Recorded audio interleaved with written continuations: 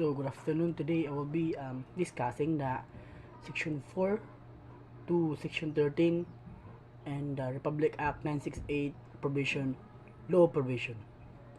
So, number one questions discuss the Section 4, which is the grant of probation.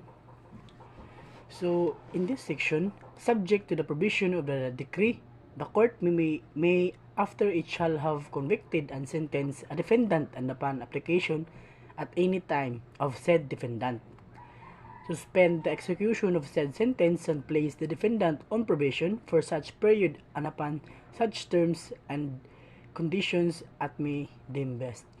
Also, probation may be granted whether the sentence imposes a term of imprisonment or fine only. An application of probation shall be filed with the trial court with notice to the appeal court if an appeal has been taken from the sentence of conviction.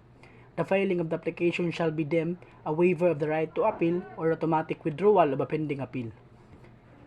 An order granting or denying probation shall not be appealable. Number 2 questions. Section 5 of Post-Sentence Investigation.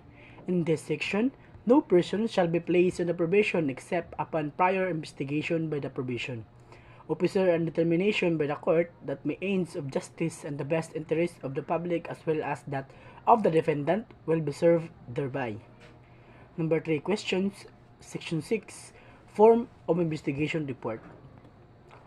The investigation report to be submitted by the probation officer under Section 5 thereof shall be in the form of prescribed by the probation administrator and approved by the Secretary of Justice. Number 3 questions. Section 7. Period for submission of investigation report. In this section, the probation officer shall submit to the court the investigation report on a defendant not later than 60 days from the receipt of an order of the said court to conduct the investigation. The court shall resolve the petition for probation not later 5 days after receipt for said report. So, in this, pending submission of investigation report and resolution of petition, the defendant may be allowed on temporary liberty under his bail filed in a criminal case, provided that in case where no bail was filed or that the defendant is incapable of filing one, the court may allow the release of the defendant on recognized the custody of responsible member of the community who shall guarantee his appearance whenever required by the court. Number 4 questions. Criteria. Section 8. Criteria for placing an offender on probation. So in this section, determining whether the offender may be placed on the probation, the court shall consider all information relative to the character, ascendance, environment, and mental and physical condition of the offender, and available institutional and community resource. Probation shall be denied if the court finds that a. the offender is in need of correctional treatment that can be provided most effectively by his commitment to an institution, or b. there is an undue risk that during the period of probation the offender will commit another crime, or c. probation will depreciate the seriousness of the offense committed. So number 5 questions. Section 9. Disqualified offenders. So in this section, the benefits of the decree shall not be exceeded to those: a. sentenced to serve the maximum term of imprisonment for more than 6 years. B. convicted of any against security of state. C. who have previously been convicted by the final judgment of an offense punished by imprisonment of not less than 1 month, 1 day, and or a fine of not less than 200 pesos. D.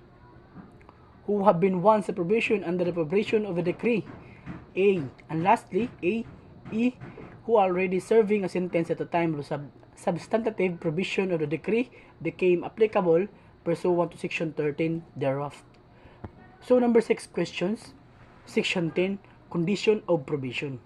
In this section, every probation order issued by the court shall contain condition requiring that its probation shall: A.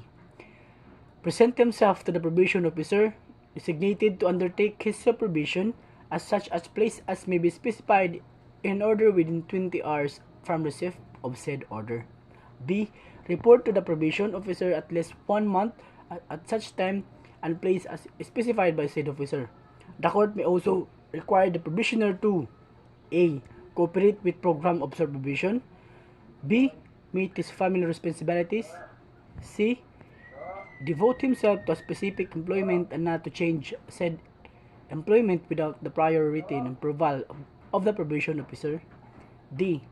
Undergo medical, psychological, or psychiatric examination and treatment and enter the remain in a specified institution when required of that purpose. E. Pursuant a prescribed circular study of vocational training. F. Attend or reside in a facility establishment for instruction, recreation, or residence of persons on probation. G. Refrain from visiting house of ill repute.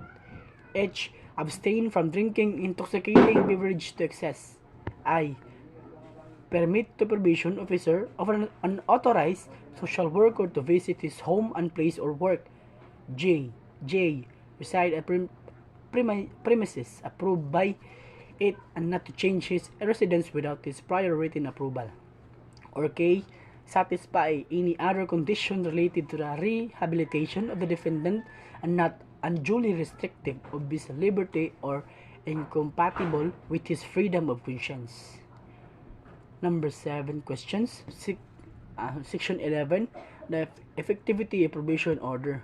So in this section, a probation order shall take effect upon his issuance, at which time the court shall inform the offender of the consequences thereof and explain that upon his failure to comply with the penalty imposed, comply with any of the conditions prescribed in said order of his commission of another offense, he shall serve the penalty imposed to the offense under which he has placed on probation. Number 9 questions. Section 12, modification and condition of probation. So in this section, during this period, the court may, upon application of either the probationer or the probation officer, revise or modify the condition of a period of probation. The court shall notify either the probationer of the probation officer of the filing such as an application so as to give both parties an opportunity to be heard thereon. Also, the court shall inform in writing the probation officer and the probation of any change in the period of condition of probation. Last questions. Number 10, Section 13, Control and Supervision of Probation. In the Republic Act 968, Section 10, it is said that the probationer and his probation program shall under the control of the court who place him or probation subject to actual supervision and visitation by a probation officer. Also, whenever a probationer is permitted to reside in a place under the jurisdiction of another court, control over himself shall be transferred to the executive judge of the court and first instance of the place. And in such case, a copy of the probation order, the investigation report, and other pertinent record shall be furnished, said the executive judge. Thereafter, the executive judge to whom the jurisdiction over the probationer is transferred shall have the power with respect to him that he was previously possessed by the court which granted the probation. So that's all, sir. That's all, classmate. Thank you.